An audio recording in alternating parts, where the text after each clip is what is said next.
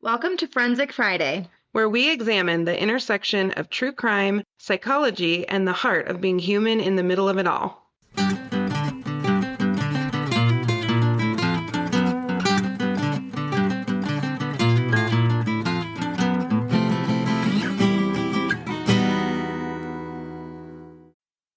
Well, hello, friend.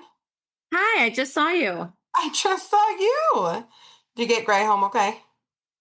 Yeah, she's sleeping right now, so we got a window. Let's roll. Gray literally is running all of our lives, but it's okay because she's lovely. I know. She runs mine, that's for sure. So the other night, I'm sitting there chilling out, trying to get ready for bed, and a text pops up from a girl, Nat, to our forensic team thread, which our forensic team thread is pretty fun. Uh-huh. We typically send hilarious things to each other. Sometimes has to do with work, most of the time not. After hours, I would say. So Nat sends us a link to a story. Is this coming back to you now? Mm-hmm. So where Nat and I work, I'm sure this is true in other places, but it's true here. There's overlapping cities, counties, all kinds of things. But in the area that we work, there's a few cities that butt up against where we are and a couple of counties. And so this story took place in Centennial, Colorado, which is just a touch north of where Mm-hmm. Nat and I work. And basically, what happened was in broad daylight, a woman went to get out of her car to walk into work, and a man attacked her with an axe. Yes. Not just any man. Not just any man, we found out it was the husband. It was her husband. Which is what everybody would guess. But imagine if you are some, because it is like 9 times out of 10, the husband. That's just a sad truth. It is. But imagine you're in this, I mean, broad daylight. This woman's just walking into work, and in the parking lot, you see a man attack someone with an axe. Mm-hmm. So her husband had parked nearby and was waiting for her and had an axe So in. sketchy. So sketchy. The other thing that's really interesting is Arapahoe County deputies, who we talked to quite a bit, Uh-huh. they're there like lickety split. So even though Centennial is kind of a small towny city, Uh-huh. Arapahoe County is massive, but they have a pretty large law enforcement presence. They were there so fast that she survived. Which is amazing. And the other thing that's wild, Natalie, is this man. And I actually looked for the source of his name because I will never say it right. Okay. Okay. And I even looked for how to pronounce it. Okay. So my understanding is this is an Ethiopian name. Okay. Well, decadent. Well, decadent. That's what Okay. it looks like in English. Okay. He was found sitting in the car. And he didn't deny it. He did not deny it. What did he tell him, Nat? I can't even remember, but I think something along the lines that he would do it again. He basically said He wanted her dead. all he said, and this is freaking terrifying, all he said was, I will feel awful if she survives. Oh yeah, that's so. Right? Which is insane. The reason that's so nuts, besides, the obvious, Mm-hmm. is I don't know how to take that because people keep calling it quote unquote chilling in the news. I think it's chilling. Part of me is like, wait a minute. This is actually an elderly man. He's 72 years old. Right. Like 72 years old. like you see, we have like a few people who come through our doors who are like above 65, but not that many. Not that many. Not that many. Now, I will say when they do, it's nuts. Like, some of our gnarliest cases have been with elderly people. Yeah. But one of the reasons I think we don't see as many is men mellow a little bit as they age. Yeah. They just do. Yeah. Women do not. Okay, so I will say the women I've worked with some women who are elderly. Right. But men, and also physically, if men rely a bit more on their physical stature and their ability to hurt someone else, their strength, Hmm. that declines a little bit as they get older. So this is a little bit unusual in terms of his Hmm. age. We see women use a weapon. Sometimes we see elderly men use a weapon because they Hmm. don't have, again, the same brute force strength. Hmm. But I had this thought, does he mean I'm going to be upset if she survives? Like, I didn't kill her? Or is he saying I wanted to kill her, but I don't want to, like, maim her? I think I think maybe because he attacked her with an axe, the Uh-huh. emotional and physical pain might be something she lives with forever. Absolutely. But do you think he feels bad about that? Or do you think the first version is more likely where it's like, I'm going to feel awful if she lived? I mean, I went through the trouble of trying to kill her. Well, here, I don't know. I mean, I think I'm going to have a I'm second curious there. as to why he justified trying to kill her. There's Not that that's like a reason. I know, but I'm curious of like what's in his brain, like why? You know what I Mhm. mean? Authorities have confirmed there was no prior criminal history and no documented domestic violence. No, I know. I read that. No, I know you know. I'm telling our listeners too. We're talking to thousands of people, you goober, not just you. I know you know. And yes, absolutely. You're right. Yeah, no priors. No priors, which is unusual. Do people usually use a weapon the first time they assault their partner, Nat? No. No. I wonder if there's more going on for him since he's in his 70s. Like, does he Hmm. have dementia? Hmm. Does he have something that's altering his brain? Well, because what else goes up with age is paranoia, Yeah. right? Yeah. Cognitive decline, dementia, But right? he knew she was his wife. Oh, yeah, yeah. He didn't attack a random woman. He literally went to her work, waited for her to arrive, and attacked her, Yes. But which maybe is he thinks unusual. something was happening, Hmm. like maybe he has something, some cognitive thing going on. May not like not that this is an excuse. I'm gonna make that really clear. But I'm just see this is where I get all frustrated because I don't have more information. Well, one of the things investigators have sort of intimated is it's almost like he didn't have relief or remorse. It was just a failed outcome. Like I tried to kill her and I didn't. I'm not sure it's that simple. There's something behind what he said. I just don't know what it is. Nobody knows what it is. Right. Why why do you think what are some of the things that might cause somebody to come out of the woodwork like this? Well, we just talked about affairs. We talked about affairs, yes, or we're going to. Affairs will be our Friday episode, so we're going to talk about affairs, Fair. Yeah, we just recorded it. right? So maybe he thought an affair was happening or an affair was happening. Mm-hmm. Um, Again, maybe cognitive decline of some sort. Mm-hmm. Maybe she was leaving him. Maybe she was leaving him. Mm-hmm. Mental health break. Oh, could be. Yeah. Yeah. What do you think? Well, I think it's so violent and so angry an Uh-huh. action that it does leave me to think either major mental health or some catastrophic failure in the marriage. Now, one thing that happens with elderly couples, we haven't talked about this yet on here. At times, when someone, and again, this is complete speculation, Right. let's say this man had been really difficult to live with Right. for a very long time, and now the children, if they have children, again, I know nothing, but I'm hypothesizing. Right. The children maybe are old enough and launched enough to take care of their mom. Sometimes adult children will step in and help one parent or the other. Hmm. And they typically help the one who's maybe not been treated well. And again, we don't usually attack people with an axe first. There's usually a lot Right. of other crap first. Right.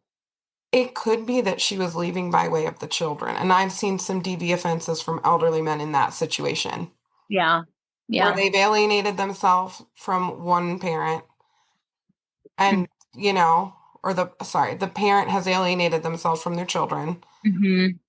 and the children step in and decide to help mom or dad sort of get out of this situation. And that makes these people big, big mad. Yep. Also, financial stuff when you're getting older is real. So if you go through a divorce at that age, like it's a game ender. So like Yeah. if Like they're living together and they gonna have be a home, alone. right, and maybe the parent said, "Hey, mom, you can move in with us." All of a sudden, dad, maybe fixed income, half of what he's used to, he's Mm-hmm. got nothing. Where's he gonna live? Yeah, Social yeah, Security or whatever. yeah. So we do see those are some of the things that sometimes can get rip roaring with our elderly population. Mm-hmm. It's really strange to me that these domestic violence cases are popping up right in our area. I mean, we know this happens, but we've had some high profile stuff happening recently. Yeah, we have. First thing Nat said to our team is, "I wonder if we'll get to counsel him." I You mean, know, oh, so you never know. this man's going away for a long time, probably. Although you'd be surprised. I was gonna say he might No not, to priors, be honest. no priors, so who knows? Yeah, he might not go away for a long time. Nat and I have no knowledge of this human whatsoever, but we do work in these counties. Obviously, we will not tell you if he becomes a client because that's confidential. Yeah. But it could happen. All you have to do is look it up and they'll know. This is one I'm kind of hoping goes in another direction. Yeah. I would prefer to not have him in our counseling center. I Th- like working with the quirky bird, but this is a lot. I mean, no remorse. No remorse at all. So unless he has a really terrible mental illness, this is pretty ugly, but ugly behavior Yeah. and a pretty nasty DV dynamic. And based on his response, that would be potentially the reason why he would go away for a while. Like a judge might not have a ton of remorse or empathy for a first time offender who has that kind of response. Yeah, I think the response is telling. It's Yeah. pretty hard to say that and then get up on stage and go, "I miss my wife." You know, like, good luck, So sir. sorry that I hurt her like that, No, no, no, we're not buying that. Yeah. The CDC says 1 in 4 women and 1 in 9 men experience severe intimate partner violence, Mm, and often that leads to long-term trauma, injury, and death. mm, So, what we're learning is if we can stop domestic violence, we actually can save an awful lot of lives. Workplace yeah. shootings, mass shootings, all the things. Yeah. There was another case I wanted to give a quick update on since we're on this. Remember on I-25, they found the Yes. body, right? Yes. Like, And it a was a little close to couple. home. And we said, what did we say? We said, this is domestic violence. That's what Yes. it is. And it was. And it was. And I have I to know. I find, saw that. I saw the update on that. do you have it in front of you? I'm trying to find it. No, but I can look. I'm gonna find it. It was a Texas man. Okay, here we go. Man arrested in Texas. Yes. Okay, Can I have it. I be have it. found near I-25. Yes, I have a little summary. Hang on. Oh, Daniel Strong Jr. Junior. Okay, here's what we Jr. have, people. So on June 15th, 2025, the body of Brenda Jackson, 65-year-old woman from Austin, Texas, was found along the southbound lanes of I-25 just north of exit 173. So this is Douglas County Sheriff's Office. This is the county Nat and I work in. This guy looks bonkers too, by the way. Oh yeah, no. I don't know what to do with the sort of trying to keep the hair blonde, beards white, gray. Like I don't know what he's looking not well. Yeah, haggard is how I would describe that. You sir are a hazard. Your beard's a hazard. Your hair's a hazard. Your whole No, haggard with a G.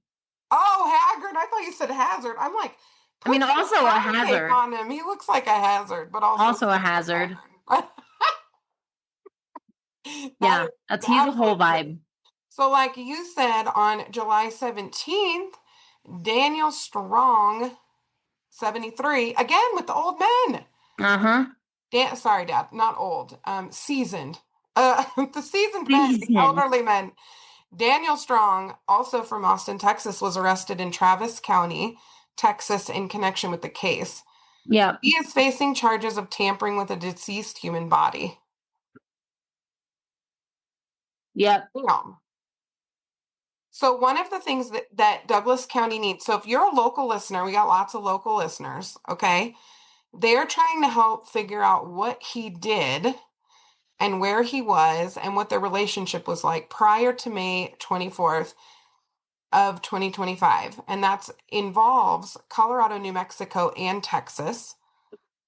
And the car specifically was a dark gray Honda Odyssey van with a Texas handicap license plate 1SGSC. That's the van that they're trying to get information about. So Hmm.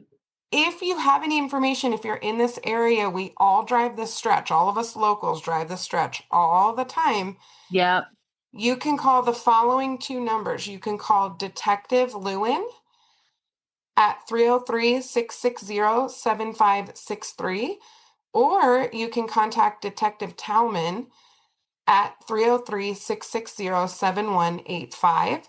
You can also submit anonymous tips to Metro Denver Crime Stoppers, and they are possibly doing a cash reward. There So we go. if you've seen anything, we gotta get these old guys up out of here.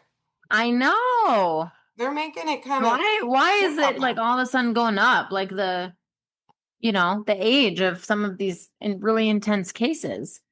Well, I mean, I don't know. Some of it, like, is it the recency bias that we've seen these?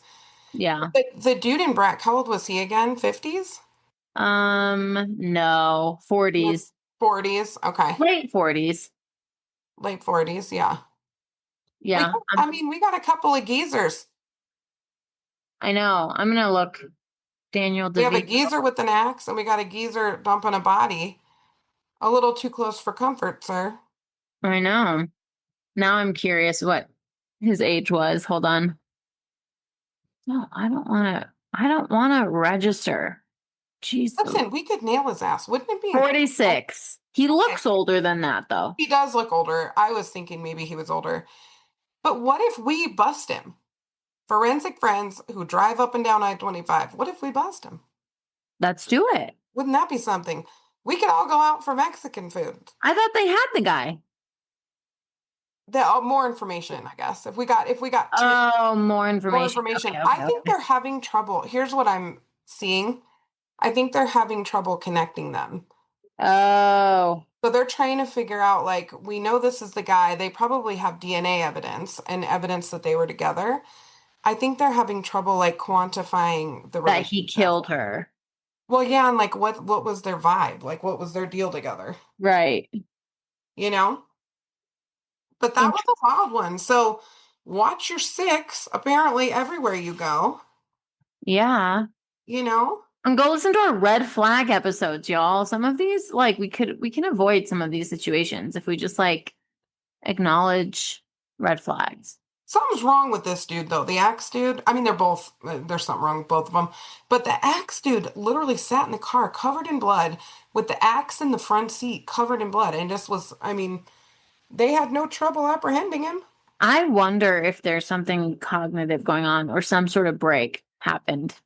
It's pretty intense. You You know, know, yeah, for him to sit there and basically wait. and why work? Why in that parking lot? Why not at home, for goodness sakes? Mm-hmm. Like, it's Mm-hmm. just weird. Like, a lot could have gone wrong and obviously did go wrong. That was a high I risk wonder if she maneuver. did, maybe she did leave. I think she left. I think we're going to find out she left. Yeah. Because if this was the best way, and again, to our survivors out there, Mm-hmm. if you have left, this is why we need such a good plan.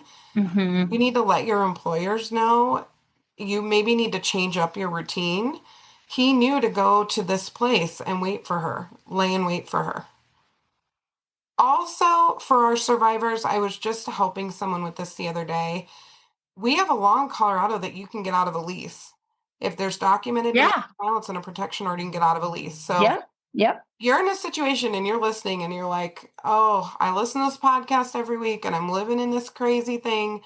You can get out, but you need a really good plan. So you need to contact the right people, get a good plan, and get out safely. And then look at what you need to do to change your routine, put Mm-hmm. different places, keep your head on a swivel. You got to be so careful. Yep. Yep. So I'm Yeah. glad she I'm survived. glad you brought that case up. I've totally forgot about the parking lot one. Well, I thought it was funny because you brought up the alert one, which I had forgotten about, and I was like, oh, Mm-hmm. I'm gonna do the parking lot one. Yes. That's Well, thank you guys for joining for this little mini. Hope Let you us know what you guys think about it. Let us know what you think of like what your hypothesis is of maybe what's wrong with the dude in the parking lot. Absolutely, and we'll keep you posted as we find out more stuff in the local news here. I'm Yeah. sure we're going to hear more. We just haven't yet. Yep. Well, thanks for joining. We'll see you next time, as always. Bye, forensic friends. I'm Jeannine. And I'm Nat. And as always, thanks for listening and join us next week for more crime, psychology, and heart.